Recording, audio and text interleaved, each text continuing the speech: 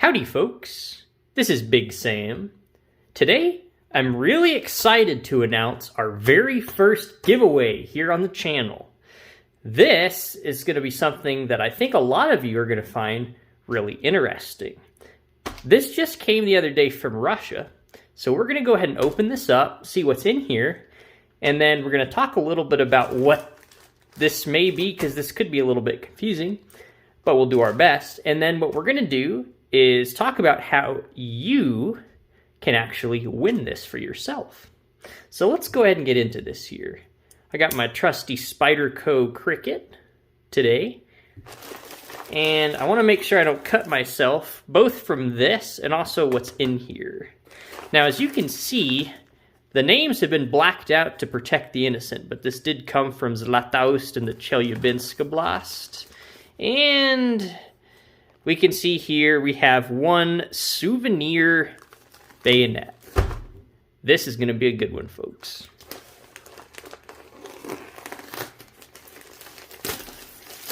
Alright, this should be a little bit smoother than some of our previous unboxing videos. Oh yeah, that already doesn't smell right. What does that smell like? It smells like a 1960s airport cigar lounge. That's what that smells like. Probably what you'd want from something from Russia. Oh boy. Look at that. We'll look at this a little bit more once we get this guy opened up here.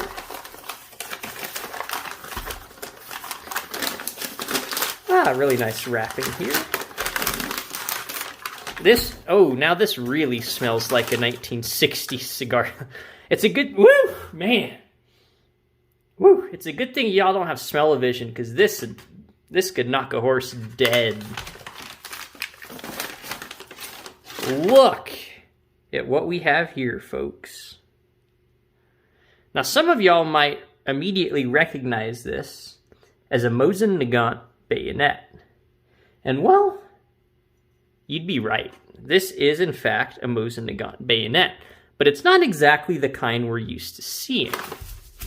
The kind we're used to seeing looks a little bit something like this. A normal bayonet for Mosin Nagant is going to have these 4 prongs here. 1, 2, 3, 4. So it's like a 4-sided bayonet. Right, and it's meant for stabbing. And typically they're going to have this screwdriver tip on the end here.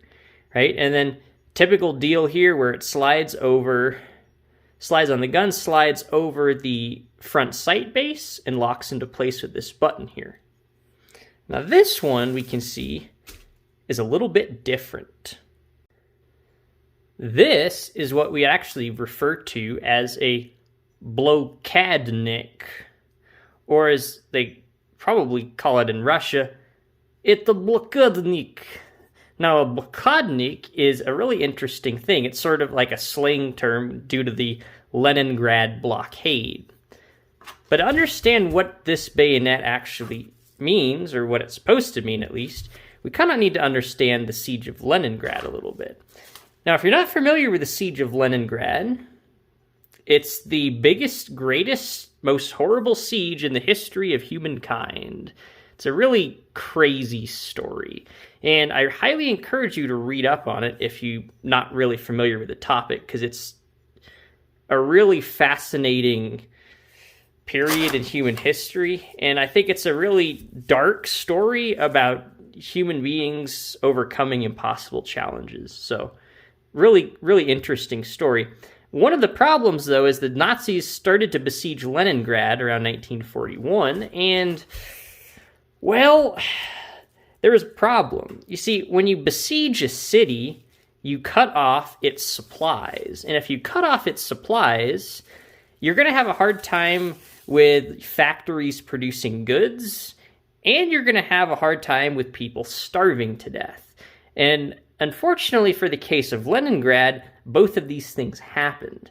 The only way Leningrad was able to be supplied was over Lake Ladoga. Now, in the summertime, they would have boats transporting goods to across Lake Ladoga to supply Leningrad. And then in the wintertime, as you could imagine, the whole lake freezes over. So they had what was called the Road of Life, just a series of trucks driving could basically continuously over the ice to try to bring goods and supplies to Leningrad. Now, that's another really interesting story that we don't really have time to get into today. But what happened was you have the civilians that are all running out of supplies, but you also have the military. And as we'll see in another video, one of the big problems the Russians faced in World War II with the 9130 rifle was the attrition rate of bayonets. And this was especially bad for Russia because they relied so heavily on the bayonet charge doctrine, which is really a Napoleonic era tactic. But even in World War II, this was really their bread and butter in a lot of respects, in many ways, in attacking. So if you don't have bayonets, it's sort of a problem. Now, another reason losing bayonets is a problem, in particular, when we're talking about something such as this, the 9130 rifle, these guns were sighted in at the factory with the bayonet on it. So if you don't have a bayonet, it's not going to shoot right. So if you have a lot of troops losing their bayonets in combat, you have a lot of troops with rifles like this with no bayonet. And if you have a lot of troops with rifles that have no bayonet on them, you're going to have a lot of troops who are shooting very inaccurately and not hitting what they're aiming at. Because this, as we saw in our Does Your Mosin Nagant Shoot High video, can actually remarkably impact your point of impact. So there's a lot of bad issues going on after Operation Barbarossa starts in 1941. Now, Leningrad's really bad because you have all these soldiers defending the front, and they're running out of bayonets. And it's so bad that they get to the point where they start having to produce bayonets in the besieged city of Leningrad.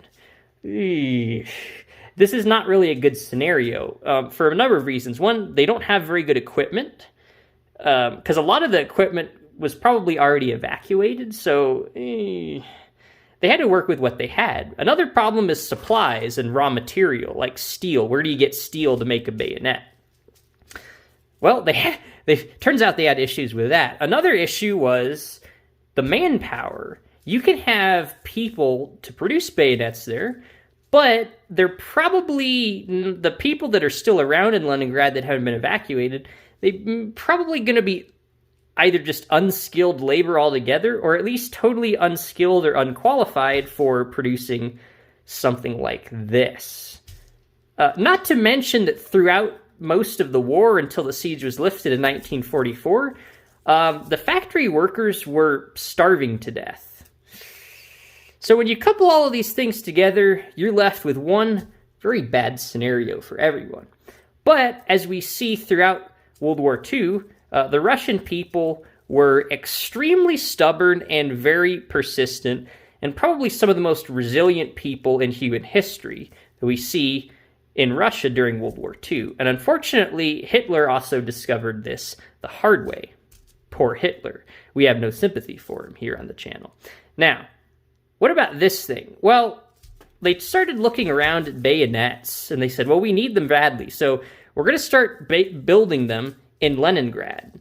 And the workmanship on these Blokadnik bayonets can really vary, depending on, again, what machinery was it built using, who built it, how skilled were they, what kind of material was available to build that bayonet on that particular Tuesday, all sorts of stuff.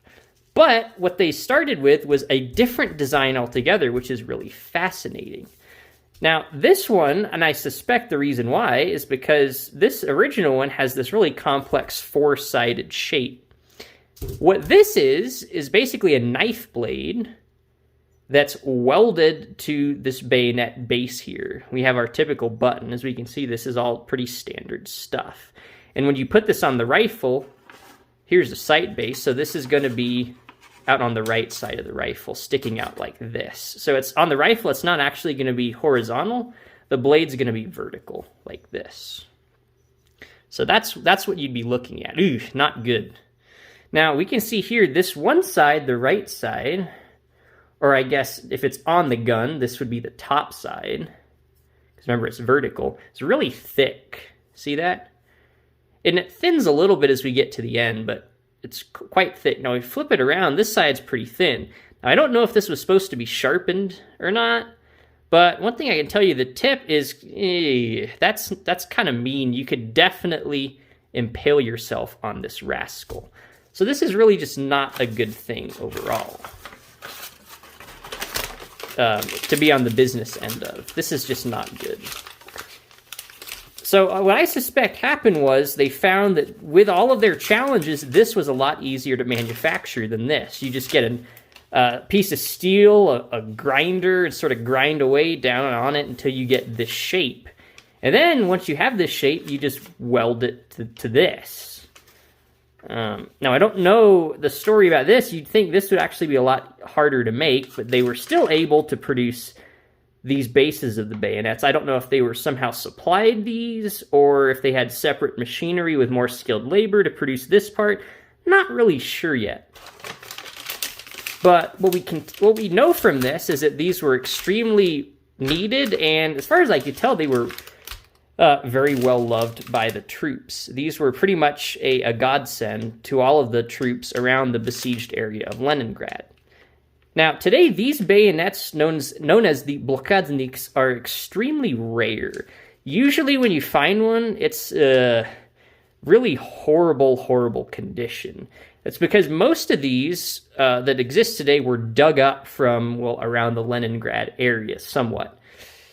And that tells us another thing. That tells us that even when they were producing these, most of these still got lost in the war. So, it was just sort of a bad war altogether for all the sides. Now, this one, I suspect, is a reproduction. I don't typically see reproductions, especially here in America, but we can look at this a little more. I can try to do some translation on this. But what I can tell you here is that this looks very new to me. And we can see here it's got some just black paint all over it. Pretty interesting.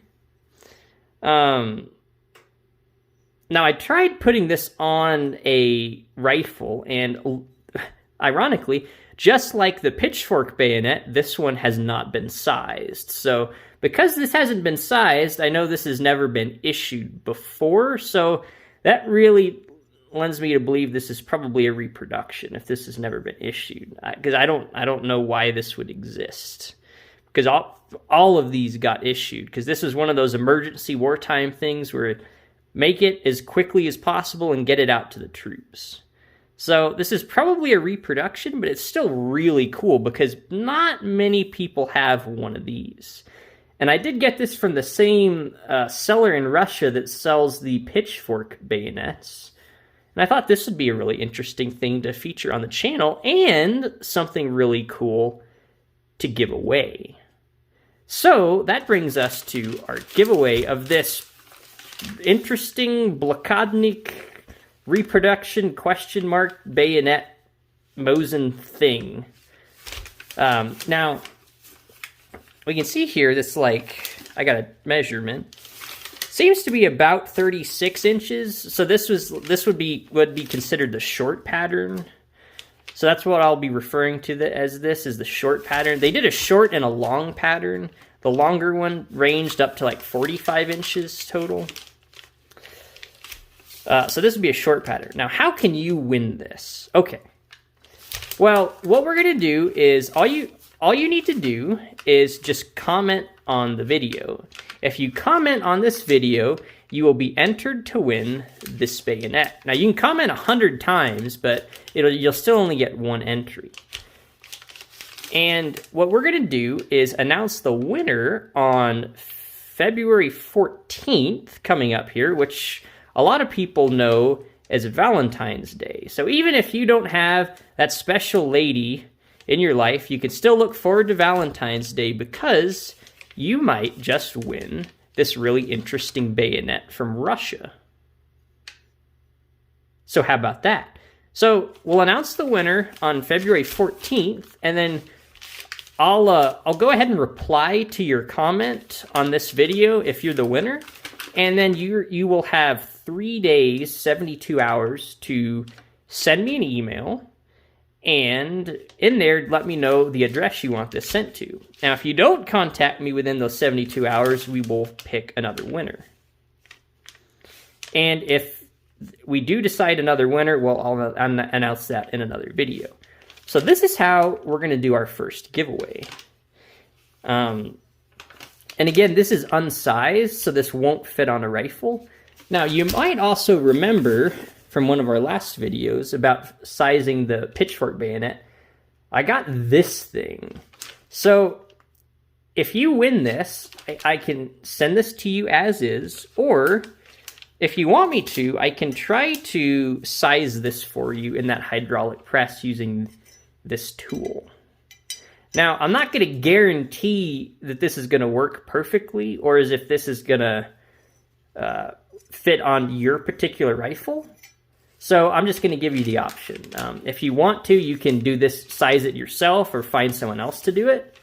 But if you want me to try to do this for you, be happy to do it. It's also slight potential that this bayonet somehow accidentally gets messed up in the process, so just a disclaimer there. But it seemed to mostly work on our pitchfork bayonet, so I don't see why it wouldn't work on this guy. So I hope y'all are really excited. This is going to be the first in a whole bunch of giveaways we're going to do on the channel. And again, all you need to do is comment on this video and you will automatically be entered to win this here bayonet.